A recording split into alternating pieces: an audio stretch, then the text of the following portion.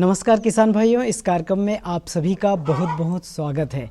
किसान भाइयों, आज का चर्चा का विषय है बैकयार्ड विधि द्वारा देशी मुर्गी का पालन। किसान भाइयों, भारतवर्ष में पुराने समय से ग्रामीण इलाकों में मुर्गियों का पालन किया जाता आ रहा है।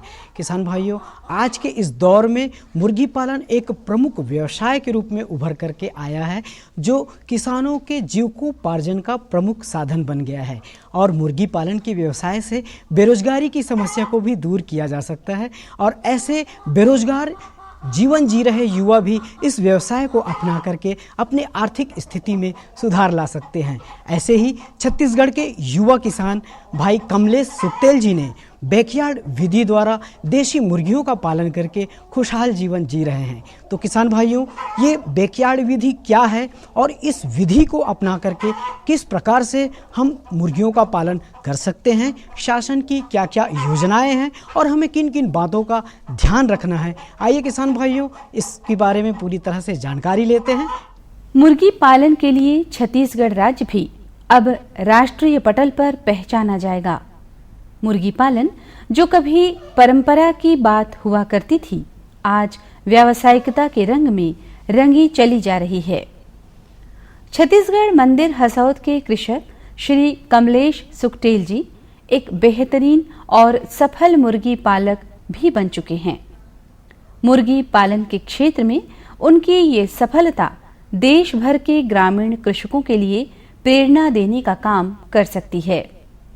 इस वक्त वे छत्तीसगढ़ में बैकयार्ड में देसी मुर्गी और कड़कनाथ मुर्गी के पालन में राज्य के मुर्गी पालकों के लिए आदर्श बने हुए हैं। नमस्कार किसान भाइयों, मेरा नाम कमलेश सुखतेल है। मैं बीएससी फाइनल हूँ। मेरा नौकरी छूटने के बाद मैं अपने मन में सोचा कि कुछ व्यवसाय करना चाहिए। तो मेरे पूर्वजों ने पहले से मुर्गी पालन कर रखे थे, जो कि अभी थोड़े रूप में चल रहा है। मैं उसको विस्तार से करना चाहता था, इस कारण मैं ये व्यवसाय शुरू किया हूँ। इस व्यवसाय में मेरे को बहुत अच्छा ही फ़ायदा मिल रहा है, जो कि मैं अपने पशु चिकित्सक डॉक्टरों के मार्गदर्शन से कर रहा हूँ। मैं देसी का मुर्गी पालन करने के लिए इसलिए भी मन में विचार आया कि बॉयलर और लेयर में बहुत बीमारियाँ होती है और उसमें खर्चा भी बहुत आते हैं। जैसे कि फीड का खर्चा, खाने का खर्चा उसमें बहुत है। देसी में खाने का खर्चा बहुत है और देख रेख में भी बहुत बॉयलर और काकरेल के बजाय बहुत कम ही लगता है। वैक्सीनेशन है, जैसे टीकाकरण है, इन लोगों में भी बहुत कम खर्चा आता है। वैक्सीनेशन तो लगाना ही पड़ता है, लेकिन देसी में उतना ज़रूरत नहीं है जितना बॉयलर और काकरेल में है। और इस व्यवसाय से मेरे को बहुत फ़ायदा भी हो रहा है। मार्केट में भी मेरा मार्केट जमा हुआ है और धीरे धीरे मैं इस व्यवसाय को और डॉक्टरों के मार्गदर्शन से, पशु चिकित्सक के मार्गदर्शन से आगे बढ़ाना चाह रहा हूँ। घर के पिछवाड़े और बैकयार्ड में मुर्गियों का पाला जाना देसी मुर्गी पालन के लिए परंपरा की बात थी, मगर अब यही काम कमलेश सुखतेल जी ने व्यवस्थित तरीके से करके इसे व्यवसाय का रूप दे दिया है, जो सीखने जैसी बात है और जिसे हमारे राज्य के मुर्गी पालक सीख भी रहे हैं। हमारे राज्य में मुर्गी पालन का काम व्यावसायिक तौर पर किया जाए तो ये एक बेहद लाभदायक व्यवसाय के रूप में उभर सकता है, क्योंकि यहाँ का वातावरण और आबोहवा मुर्गी पालन के लिए उपयुक्त है। हमारे राज्य में बहुत से सफल मुर्गी पालक भी इस बात के अच्छे उदाहरण हैं। इस मुर्गी पालक कृषक ने अपने काम से ये समझाने की कोशिश की है कि कृषि कार्य के साथ ही साथ मुर्गी पालन का काम बहुत ही सुविधाजनक होता है। दोनों कर्म एक दूसरे को सहयोग ही प्रदान करते हैं और दोनों ही काम एक दूसरे के लिए लाभप्रद भी होते हैं। किसान भाइयों, हम देखें तो बैकयार्ड पोल्ट्री जो किसानों को हम दिए जाते हैं सरकार के माध्यम से, सरकारी तंत्र के माध्यम से, तो उनमें रंगीन चूजे जो ब्लैक ऑस्ट्रेलॉप है, RIR है, रोड आइसलैंड रेड है, रंगीन चूजे जो कहते हैं, 1 दिवसीय से लेकर के 15 दिवस का हम प्रदाय करते हैं। उन किसानों को जो यहाँ पर हम देख रहे हैं वही रंगीन चूजे हैं और इनके रखरखाव से जो देसी बर्ड है, देसी मुर्गी पालन करते हैं, उससे ज़्यादा उत्पादन लेकर के ये अपने आर्थिक स्थिति को बढ़ाते हैं। इनमें ध्यान देने योग्य ये बातें होती है कि हम पोल्ट्री सेट को कैसे निर्माण करें, क्या होता है कि जो हमारी देसी बर्ड है वो घर में रह करके पल जाता है, लेकिन जब सरकारी चूजे हम देते हैं उसका रखरखाव थोड़ा सा विशेष रूप से करना होता है, क्योंकि इनमें बीमारी लगने की संभावनाएं बहुत होती है। तो उसको नियंत्रित करने के लिए समय पर टीकाकरण कराया जाना जरूरी होता है, जैसे F1 स्ट्रेन का, R2B, रानीखेत, मैरिक्स, इन टीकाकरण को आपको समय पर करा लेना चाहिए। और जो आप यहाँ पे पोल्ट्री शेड जो बनाते हैं, मुर्गी गौशाला जो बनाते हैं, उसको ज़मीन से ऊपर होना चाहिए। और दूसरी बात यह है कि ध्यान रखें कि जो सूर्य का रोशनी आता है तो उसी फेस में इसका वो जो है शेड का फेस होना चाहिए, ताकि उनमें प्रकाश का समुचित रूप से वहाँ पे पहुँच सके।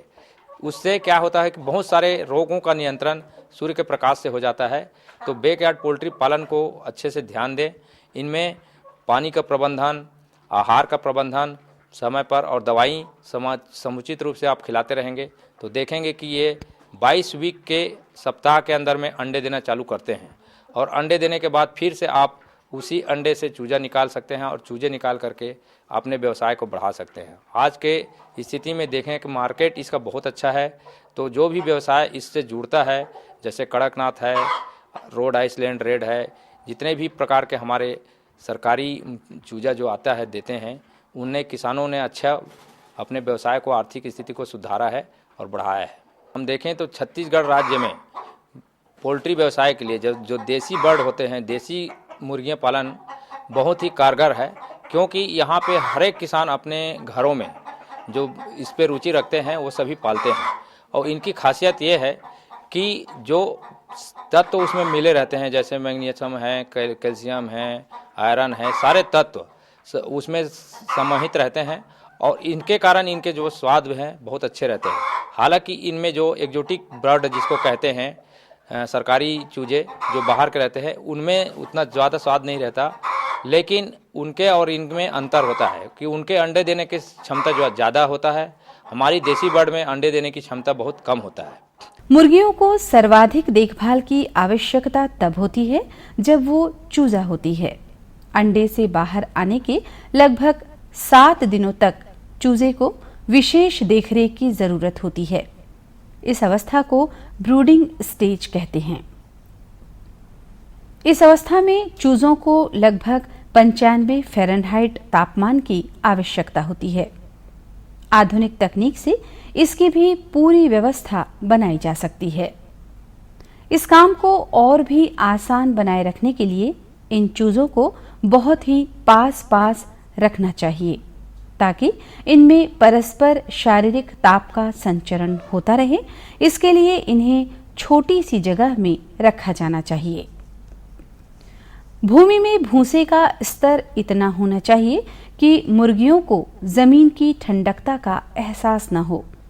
इन तमाम सावधानियों को अपनाते हुए देसी मुर्गी और कड़कनाथ मुर्गियों का पालन कर कमलेश सुकटेल जी ने मुर्गी पालकों के बीच एक उत्साह का वातावरण निर्मित किया है।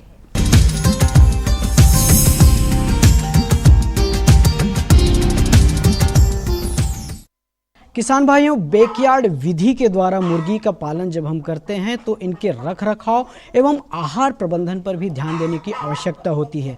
जितनी हवादार, रोशनी युक्त व पर्याप्त पानी की व्यवस्था होगी, शेड की निर्माण इस प्रकार से होनी चाहिए ताकि खुला व हवादार हो। इससे मुर्गियों में कई प्रकार के संक्रमण व बीमारियों से भी बचने की सहायता मिलती है और इनका स्वास्थ्य भी ठीक रहता है। साथ ही साथ इन्हें पौष्टिक व सुपाच्य आहार समय समय पर देते रहने से इनकी वृद्धि दर में भी बढ़ोतरी होती है। तो किसान भाइयों, हम देसी मुर्गियों के पालन में किस प्रकार से शेड का निर्माण करेंगे, रखरखाव किस प्रकार से करेंगे, आहार प्रबंधन हमें किस प्रकार से की जानी चाहिए, आइए देखते हैं।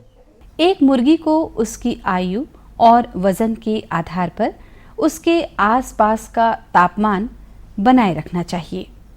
इसके लिए उसके निवास स्थान को हवादार बनाकर रखा जाना चाहिए। मुर्गियों के कक्ष के तापमान और आर्द्रता पर नियंत्रण बनाए रखने की कोई भी विधि अपनाई जा सकती है।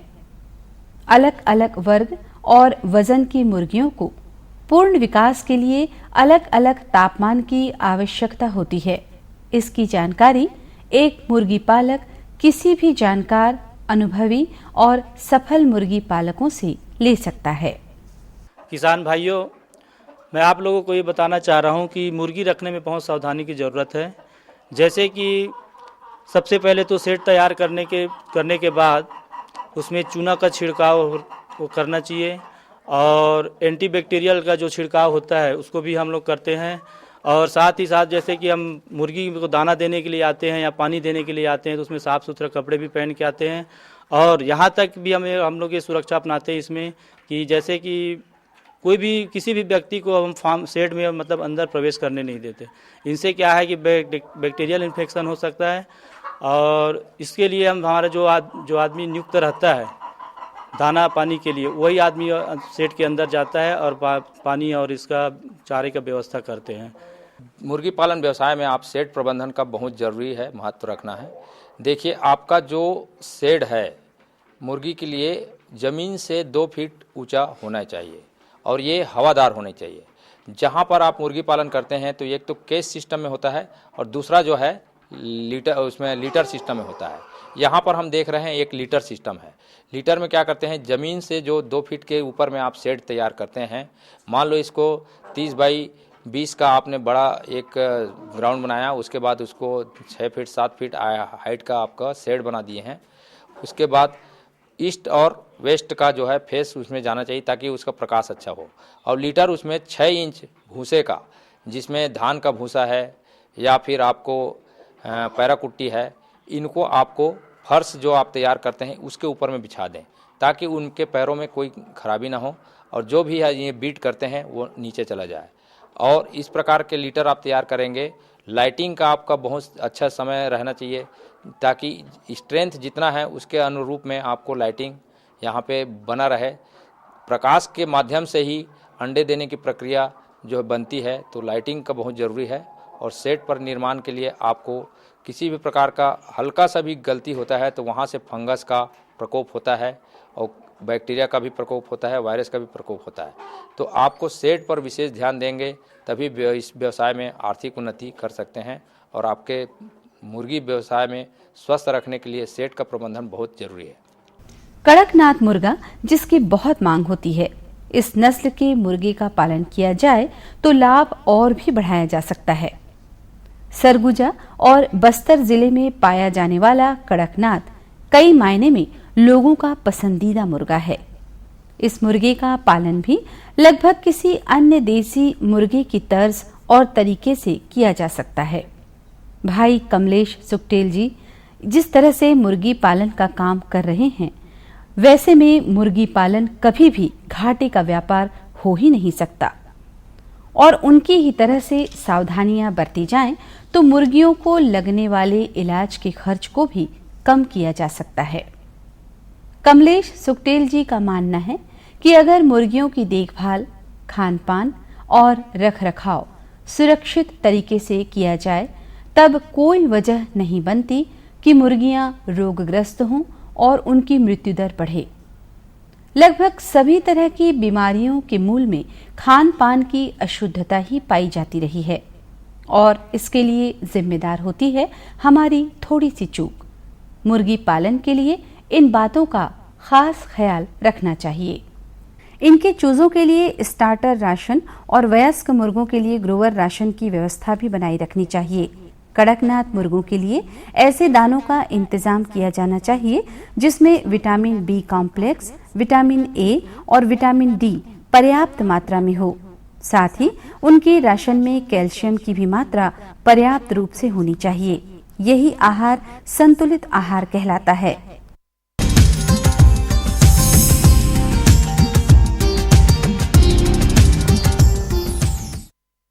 किसान भाइयों, मुर्गी पालन के व्यवसाय में मुर्गियों को समय समय पर विभिन्न प्रकार की संक्रमण व बीमारियां होने की संभावनाएं हमेशा बनी रहती है, जिसका समय रहते रोकथाम करने की आवश्यकता होती है। समय पर टीकाकरण करने से भारी नुकसान से भी बचा जा सकता है। तो किसान भाइयों, मुर्गियों में क्या क्या बीमारियां होने की संभावनाएं हैं और टीकाकरण हमें कब कब और किस प्रकार से की जानी चाहिए, आइए देखते हैं और जानकारी लेते हैं। मुर्गी व्यवसाय में सबसे पहले अगर आप टीकाकरण करेंगे तभी आप मुर्गियों को सुरक्षित रख सकते हैं। इसके लिए सबसे पहले आप F1 स्ट्रेन का टीकाकरण कीजिए उसके बाद आप लगाइए R2B, मेरिक्स, फाउल पॉक्स, इनका टीकाकरण समय समय पर आप करवाते रहेंगे तभी बनेगा।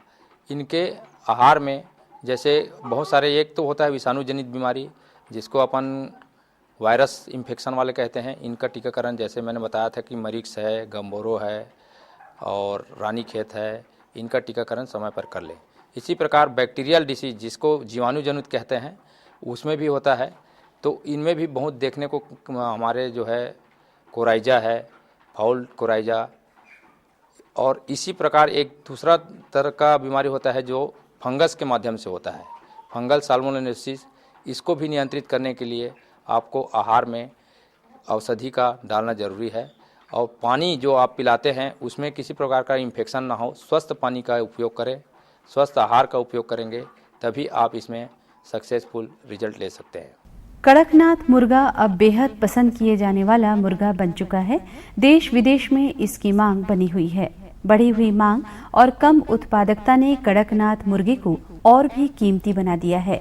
कड़कनाथ मुर्गे में गुण भी ऐसे हैं कि उसे पसंद किया जाना ही चाहिए। कड़कनाथ मुर्गी का जन्म स्थल छत्तीसगढ़ राज्य ही है। ये भी छत्तीसगढ़ राज्य के लिए गौरव की बात है। इसके अलावा छत्तीसगढ़ के अलावा मध्य प्रदेश के झाबुआ जिले में भी कड़कनाथ मुर्गा पाया जाता है। स्वाद के अलावा स्वास्थ्य की दृष्टि से भी कड़कनाथ मुर्गे की मांग है। इस मुर्गे में आयरन की मात्रा प्रचुर है। इस मुर्गे में आयरन की मात्रा प्रचुरता के साथ होती है, जिसके कारण एनीमिया के रोगियों के लिए ये औषधि तुल्य है। मुर्गी पालन के लिए कुछ जरूरी सावधानियां हैं जिसे ध्यान में रखते हुए मुर्गी पालन का काम किया जाए तो मुर्गी पालक लाभ की स्थिति में बना रहता है। मुर्गियों को पालने के शेड गांव से न ज्यादा पास होनी चाहिए और न ही ज्यादा दूर होनी चाहिए। मुर्गियों के कक्ष को इस तरह से बनाया जाना चाहिए कि बाहरी तापमान और वातावरण का भीतर के तापमान और वातावरण से कोई संबंध ही न हो। भीतर का वातावरण भीतर की आर्द्रता को वही बनाए रखे जो मुर्गियों को चाहिए होती है। इस हॉल का ऊपरी शेड ऐसा इंसुलेटेड बनाया जा सकता है जो बाहरी तापमान से भीतरी तापमान को प्रभावित न होने दे। मुर्गियों के खानपान में साफ सफाई भी एक बेहद जरूरी सावधानी है। मुर्गियों को दाना पानी देते समय बर्तनों की सफाई हर 2 दिन में कर देना चाहिए। पीने का पानी भी स्वच्छ होना चाहिए, क्योंकि अधिकतर बीमारियां जल के प्रदूषण से ही होती हैं। आहार का दाना भूमि में न बिखरे, इस बात का भी पूरा ख्याल रखा जाना चाहिए। जमीन में बिखरे दाने मुर्गियों के लिए बीमारियों का कारण बन सकते हैं। मुर्गियों को बीमारियों से बचाए रखने के लिए उनका टीकाकरण भी बहुत जरूरी है।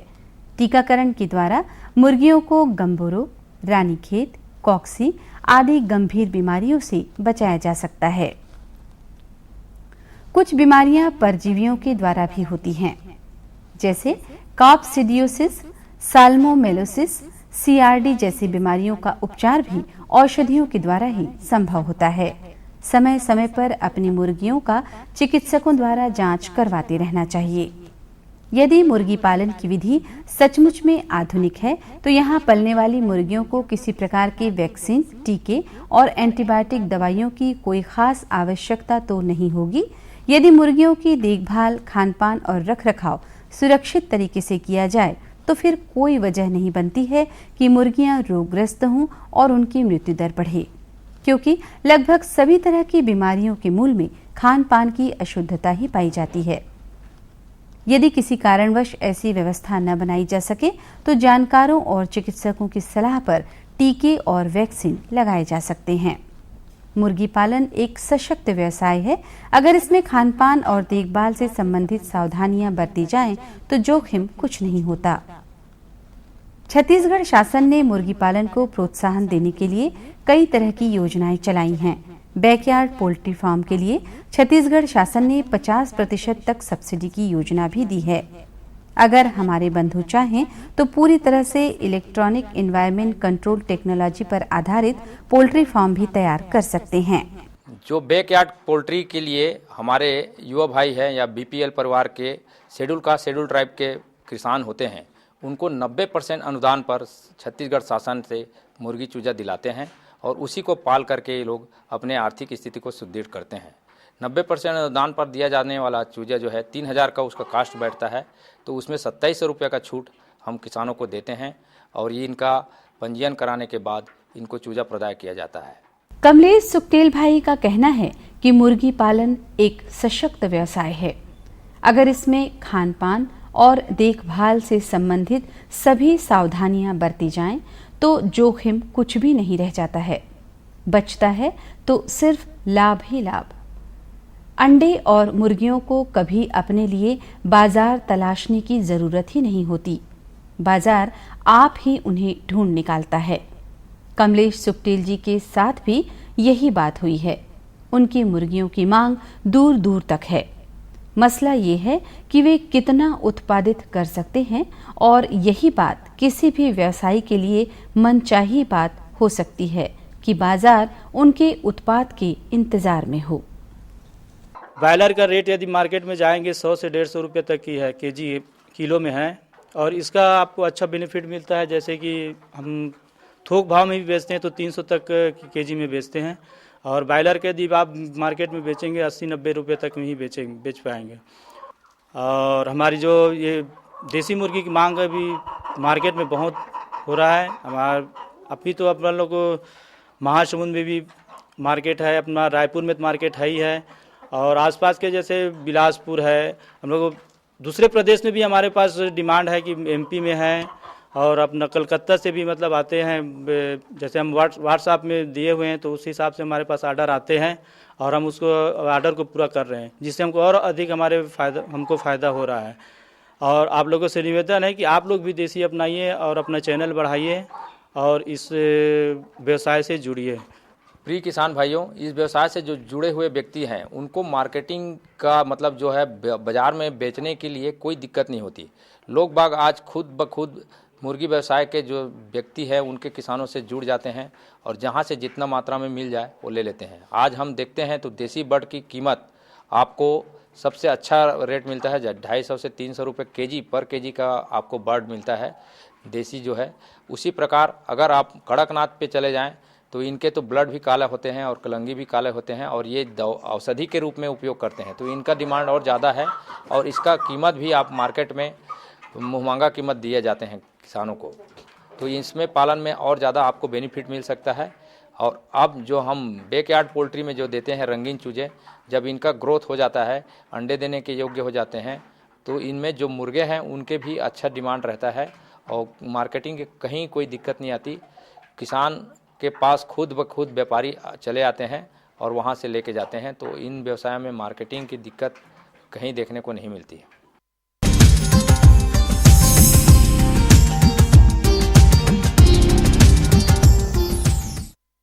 तो देखा किसान भाइयों किस तरह से छत्तीसगढ़ के किसान बैकयार्ड विधि को अपना करके देशी मुर्गियों का पालन करके खुशहाल जीवन जी रहे हैं। आप भी इस विधि को अपना करके मुर्गी पालन के व्यवसाय से जुड़िए और अत्यधिक आय प्राप्त करके अपने आर्थिक स्थिति को सुदृढ़ बनाइए। आज के अंक में बस इतना ही। आज का अंक आपको ज़रूर पसंद आया होगा। आने वाले अंक में हम फिर से नई जानकारियों के साथ आपसे रूबरू होंगे। तब तक के लिए हमें दीजिए इजाज़त।